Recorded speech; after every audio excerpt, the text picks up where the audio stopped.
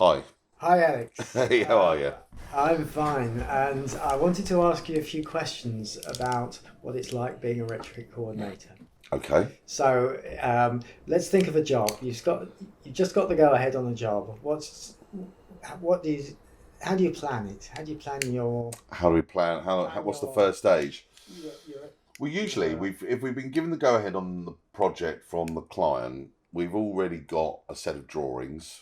Yep. Usually by that time, because we'll have gone through the process of getting to the point whether they need drawings or not. If it's a very small project, like maybe it's just doing a bit of loft insulation and replacing a boiler, then we probably don't need drawings. But if it's going to involve anything grander than that, let's say external wall insulation or changing windows, or anything like that, you're going to need some drawings to Yep. start with. Yep. Okay.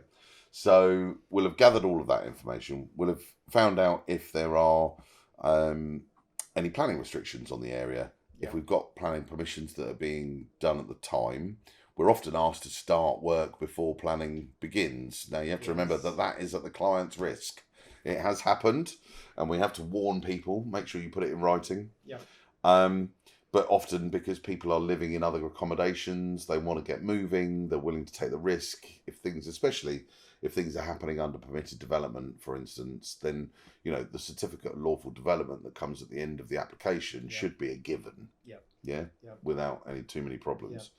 Um, but you'd be warned that if you do start anything before planning is given, Yep. then there is a risk involved, Yep. and this is all about risk management, isn't it? Yes, it is. Do you So need to notify building control? absolutely, if before building work begins, you need to notify building control that work is to begin and what date it's to begin. You'll often have to have an officer visit. So by that time, you'll also need to have paid the fee to either the local authority or got a private building control firm on board. Yep. Um, you'll then be going through, and you may be working with multiple different contractors. I mean, in the case of Bright Green Homes, we are the main contractor. Yep. So we will then subcontract things like the electrical work and the plumbing work, Yep. installing solar PV, Yep. even some of the EWI work, mostly the rendering. We don't keep plasterers on the books. We don't have a full-time electrician, so we Yeah. subcontract those aspects So I out. guess some retrofit coordinators wouldn't be as involved as you are. Absolutely. So you're not typical in, well, I don't know, maybe you're as typical as anyone, but Well, I think it depends, like you say, it depends on the complexity of the job, right? So if you're a retrofit coordinator and you're managing for a client two contractors, one of them is fitting loft insulation and one of them's fitting a boiler, it's hardly, a massively complex process. You may be not acting as the main contractor because the client will be paying those guys directly, yeah, but you will be helping them organise it in so much as, do header tanks need to come out of the loft before the loft insulation is done, therefore to Se- change the boiler, right? sequencing. So you're going to then Yeah. get involved as the retrofit coordinator, talking to the client and saying that needs to be done first, otherwise they can't do their job properly.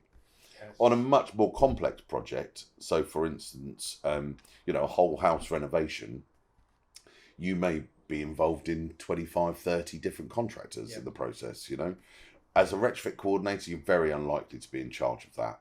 Yeah. Clients would almost always, and if I was the coordinator, I would definitely recommend to them that they get a main contractor to deal with that, Yeah. because it is a headache. Yeah. And whatever Kevin McLeod and Grand Design say, it is not easy being a project manager No. on a construction site. It's important to be clear that the retrofit coordinator is not a project manager. They Absolutely. may be the same person sometimes. They may be the same person sometimes, absolutely, but they do have very different roles. Exactly. And the project manager will ultimately be involved in costing up and getting the project delivered to budget.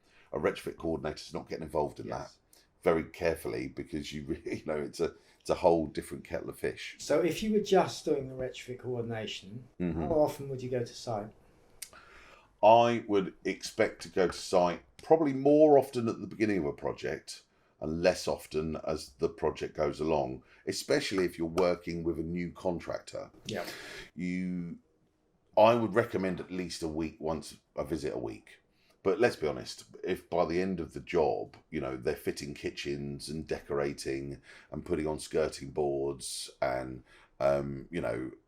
little bits and pieces that are being done for the client, it might take 6 weeks between that point and the finishing point, and you probably don't need to be there during those 6 weeks. You probably need to be there at the end to make sure that the client's happy. But at the beginning, when they're pulling stuffs off the walls, then they're digging under the skin of the building, you're going to find issues and problems. And if there are things like internal wall insulation that have been designed into the program, you may have to make some decisions fairly early on that will A, have an impact on cost, potentially B, have an impact on space available, which may have an impact on, kitchens may have been bought and designed already for that space. What's it going to do to the floor levels? What's it going to do to the final finishes? And the builder's going to want to know these questions and have these questions answered. The client's going to want to understand if there are any cost implications. And the contractor, ultimately needs to not have his schedule messed with too much. So if you're not available, you could put a bit of a spanner in the works and be quite unpopular. So it is important to keep a good track of what's going on. So that's the next question. How do you check? What evidence do you collect? As much as possible. So one of the things I've said to all of our contractors that work for me, as well as subcontractors, is take photos. Everyone's got a phone in their pocket these days that's got a camera on it. You'd have to be a bit of a Luddite not to be honest. It's the easiest thing in the world to take a photo at the beginning of the day, middle of the day, end of the day. If you can keep those photos and then upload them into a central point, even WhatsApp them to your retrofit coordinator or WhatsApp them to the client. If you can keep them in a central place all the time, you will find that those photos will be worth their absolute weight in gold. A, keeping track of what's going on. B, spotting any things that might be cause for alarm. In advance, someone may take a photo and you think, oh, hang on, they've forgotten something there. Before they put the next layer on, let's make sure that gets solved. So the number one thing, photos. Number two, keep track of the paperwork, all of the quotes, if you're involved in the pricing of documents. Variations. You will find that there is never a project in any residential whole house renovation that doesn't have 1,000 variations. From what type of switches they want to what type of decoration, what type of skirting boards. Do they want the doors hanging left or hanging right? Do they want the switches? Do they, some people like doors opening so that you can hide the bed from the entranceway. Other people like to have the whole room available when you open the door. So some of those they all have knock-on effects. Some of those are project management things. Yes. But you're right. There's some of them will be retrofit. From a retrofit perspective. So for instance, if the client suddenly turns around and says, "Well, I want the door hanging the other way," and there's internal wall insulation that stops that door from opening fully, you need to know that.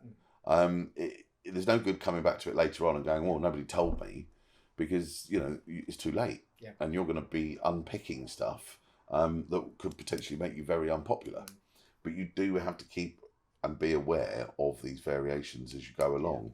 The easiest thing to do there really is to keep your contractors on side as well, to help keep you informed and in the loop, is to make sure that the contractors understand why you're there, that you're actually there, especially if this is funded work, right? Ultimately, your job as a retrofit coordinator for funded work is to prove that it has been done to the certain standards that allow the funders to feel reassured that their money's being spent correctly. If it's not as funded work, it's simply as a quality management system, the client may just simply want it done the way it's supposed to be done without cutting corners.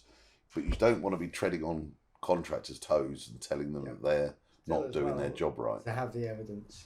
Absolutely, have the evidence. So, for instance, a job like the one that we've been working on recently, you can have what at first appears to be a small file, but can very quickly run into having thousands and thousands of documents, including all of the drawings, Yep. engineers' details. We use SketchUp quite a lot, Google SketchUp, just to keep track of 3D actual things. The Yep. photos we keep, month by month. We keep them all in a file. They're all stored. They can all be reviewed at a later time. This is, simply we use this as on a Dropbox document. But many years ago, we actually started using a project management tool that I find incredibly useful. But a lot of this again is much more directed for being the overall contractor. Yeah. But within here, it may be that whichever contractor you're working with may have a similar piece of software that they can allow you access to. And it may give you an opportunity to look at, for instance, the schedule of works that's happening on a project. Yep. So you've got a rough idea of when things are expected to happen, where they're going to be happening next. And you can also, you can think, well, actually, if the windows are going to be fitted on that particular time and that date, I better put that date in my diary to go and have a little visit to make sure that they're being fitted the way we wanted them to be. So, so you need a system, basically. I would definitely recommend a system. System that works for you. Absolutely, and there's lots of different systems out there. Some people work entirely on spreadsheets. Some people work entirely in notebooks and do it all hard copies. I found, because we're also managing the contracting process on site, I needed something a bit more in depth that could help us with the finances and the estimates and everything else, and which is why we've invested in this system. Yep. But I would recommend having a method that you use that you can then, follows a logical process to keep track of multiple spinning plates. Because the more of these projects that you do, when you start getting lots of projects on the go all at the same time, even in the hard copies, they'll very quickly fill up the space. And there's presumably specific documentation you need at the end. Absolutely. You're going to, as part of the sign-off process and the handover, you're going to want any guarantees that you may be available for certain interventions. Yep. You're going to need things like copies of the building control certificates and the sign-off. You're going to need commissioning certificates from various installations. Yep. You may need just copies of invoices from installers as proof of purchase. You may need, the drawings as proposed or as existing and as proposed, so you can show that you've actually installed things as they were designed by the retrofit designer. Yeah, and funding schemes may have some particular requirements. Absolutely, and certain funding schemes have much more stringent requirements than others. Some of these projects, especially when you're doing multiple dwellings for for instance, say a social housing provider, you may be involved as a retrofit coordinator looking after 150 dwellings at a time. Very, very likely. You could be running into millions and millions of pounds. And they'll have specific requirements regarding what needs to be kept, what needs to be done, what needs to be kept. Absolutely. And liaison with the tenants. Absolutely. And and ultimately, I think the role of all of us in anything to do with construction, and you have to remember that there are people living in these properties as well, so they may want to have proof that these things have been done, and you have to be very aware of their role in all of this. Even if your client happens to be the social landlord, ultimately what you're doing is interfering in people's day-to-day lives. So any alterations or variations, and if jobs run over in time, or they interfere with public holidays or anything like that, it can really have some serious implications.